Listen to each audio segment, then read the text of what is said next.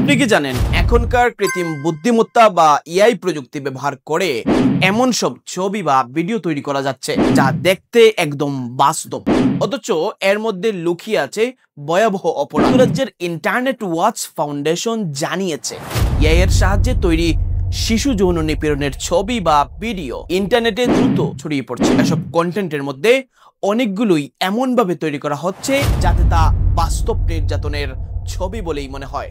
IWF এর অন্তর্বর্তী প্রধান নির্বাহী ডেরেক রেহিল বলেছেন, এআই মডেলগুলোর সহজলভ্যতা এবং এগুলোকে অপরাধমূলক কাজে ব্যবহারের সামর্থ্য এমন এক যুগই তৈরি করছে যার মাধ্যমে পুরো ইন্টারনেট জুড়ে শিশু নির্যাতনের কন্টেন্ট বিস্ফোরণের মতো ছড়িয়ে পড়তে পারে। আর ভয়াবহ ব্যাপার হলো এইসব ছবি বা ভিডিও তৈরিতে অনেক সময় পুরনো নির্যাতনের শিকার শিশুদের ছবি কাজে লাগানো হচ্ছে। এতে করে নতুন করে কোনো শিশুকে নির্যাতনের প্রয়োজন না হলেও পুরনো শিকারদের ছবিকে কাজে লাগিয়ে হাজার হাজার নতুন কন্টেন্ট তৈরি করা যাচ্ছে। এই প্রবণতা ঠেকাতে ব্রিটিশ সরকার এখন শক্ত হাতে পদক্ষেপ নিচ্ছে। 2025 সালের শুরুতেই নতুন আইন আনা হয়েছে, যেখানে বলা হয়েছে এআই দিয়ে যদি কেউ শিশু নির্যাতনের ছবি তৈরি করে, সংরক্ষণ করে বা ছড়িয়ে দেয়, তাহলে তার শাস্তি হতে পারে সর্বোচ্চ 5 বছর কারাদণ্ড। এমনকি এআই দিয়ে কিভাবে এসব ছবি বানাতে হয়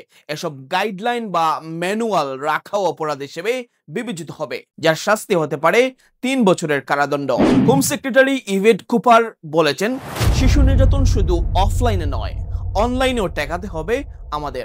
Running a restaurant? Currywalla Media.